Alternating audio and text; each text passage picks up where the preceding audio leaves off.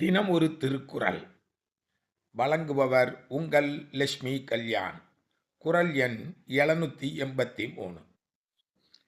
நான் காலேஜ் படிக்கும்போது ஒரு புத்தகம் ஒன்று வாங்கினேன்.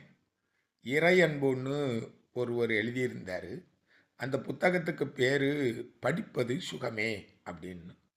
ஆனால் படிக்கா நமக்கு கஷ்டமாக இருக்குது. படிப்பை கண்டு எல்லோரும் விலகி விலகி ஓடுறோம். ஆனால் படிப்பது சுகமேன்னு போட்டிருக்காரு, எப்படி அப்படின்னு பார்த்தேன். இப்போ இதுக்கு யார்கிட்ட விடை கேட்கலாம் அப்படின்னு பார்த்தாச்சுன்னா வள்ளுவர்கிட்ட கேட்டேன். இப்போ குறளை பார்ப்போமா?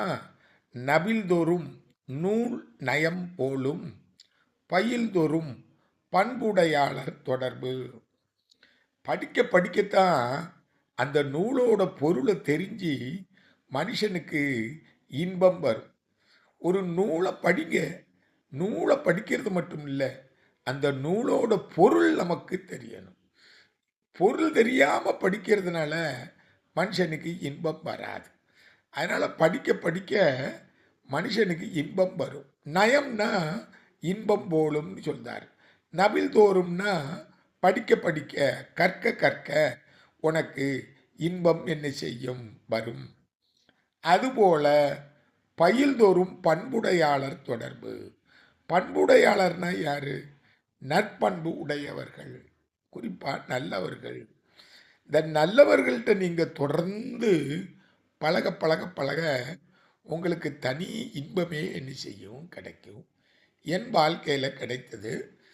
1981 கடற்கரையில், திருச்செந்தூர் கடற்கரையில் ஐஎம் தாட்டுன்னு ஒரு புத்தகத்தை ஒரு 4 நண்பர்கள் வாசிக்கிட்டு இருந்தாங்க.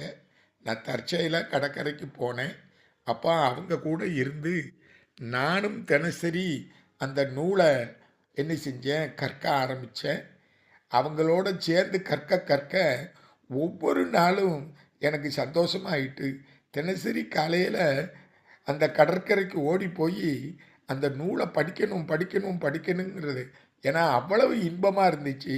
அது மட்டும் இல்லை, அந்த இருந்த அந்த 4 பேருடைய நட்பு தான் என் வாழ்க்கையில் இன்றைக்கும் என்ன செஞ்சுக்கிட்டு இருக்கு, நீடிச்சுக்கிட்டு இருக்கு.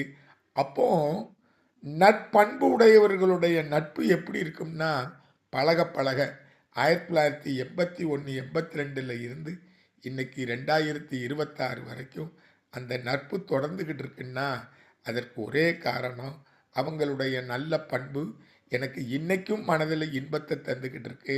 அன்னைக்கு ஒரு புத்தகத்தை படிக்கணும்னு ஏற்படுத்தின இன்பம்தான் இன்றும் நிலை.